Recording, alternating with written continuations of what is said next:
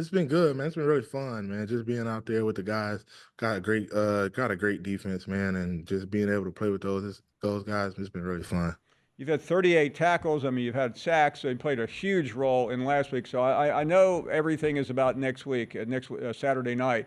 But how would you describe the difference between what happened in Oxford, which the defense was quite good. There were just a lot of mistakes made overall, and then what happened a week later in Columbia when you guys were suffocating.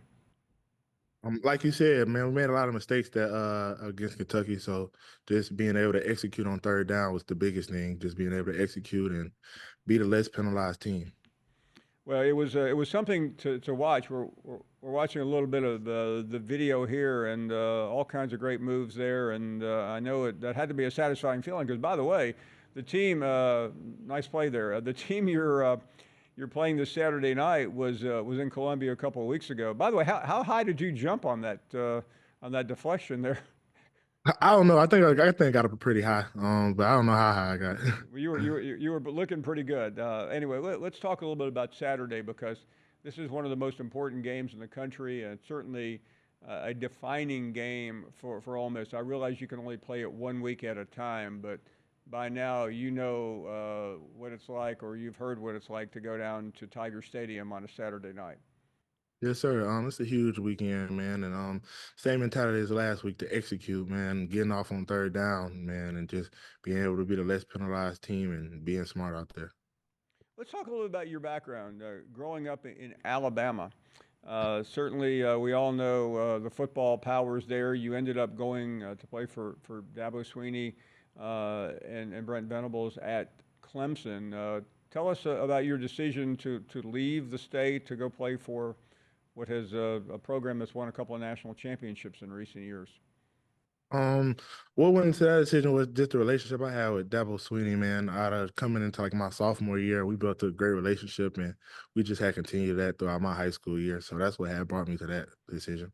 And certainly, Clemson, known as one of the defensive stalwarts in the country. So you make the decision to leave. What enticed you to head to Oxford? Opportunity. When I got here, I could just tell the program what in direction the program was headed. The coaches and the players, they were all bought in, and you could just tell that there was a good group of guys to be around. And it certainly has paid off. Pete Golden is certainly the defensive coordinator there. He was at Alabama, big reputation there. What's he been like to play for? Awesome. Even coming out of high school, I wanted to play for Pete. So when I got the opportunity to come here and he was a defense coordinator, I think that was another huge factor in my decision to come here to play with him and play for him. Now remember, I asked this question only jokingly, but does Golden let Lane Kiffin come into the defensive side of the ball? Somewhat, yes, sir, he does.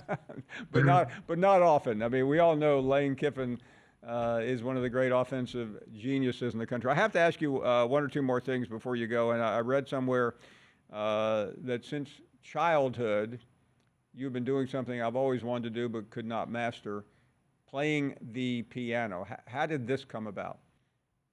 Growing up, my grandmother had played the piano, and we had a piano in my house. Growing up, so as a kid playing on that, and then once I got to elementary, I was in a magnet school where piano was actually a class I could take each and every day. So I just was able to continue that throughout elementary and middle school, and that's how I learned to play and got my skills. Now you're going to find out what a nerd I am by getting even drilling down even deeper into your favorite genre. I'm pretty sure it's Baroque. So we're talking Beethoven, Mozart, Bach, Mendelssohn. Who is it? Beethoven. Beethoven was my favorite one. Coming up, like I said in elementary, my teacher actually her favorite was Beethoven, and she played a lot of that in my class and kind of modeled her style after that. So that's what got me into him and doing my history and research. He became my favorite. Listen, there's some pretty tough pieces to play. I mean, it's one thing to be a linebacker and to save a game with a tackle or a sack. What's the toughest classical piece you've ever tried to play? Uh, it's been it's been a lot. A couple of Beethoven probably be the main ones. Beethoven, like because his style of play was so was so intriguing and different from a lot of other people. So I say all his pieces, Well, all his I mean, you pieces. got all the symphonies from 1, 3, 5, 7, and 9. You got the sonata, the piano concertos. I mean, the midnight. I mean, there's a lot to dig into with Yes, Beethoven. sir. Well, one day I want you to play for me. Next time we get you on the show, we're going to make sure that there's a piano sitting there. But not yet, because we want to make sure we get you time to get to preparation for Saturday night. Just your final thoughts as this team gets ready to go to LSU. What type of messages have you been hearing all week?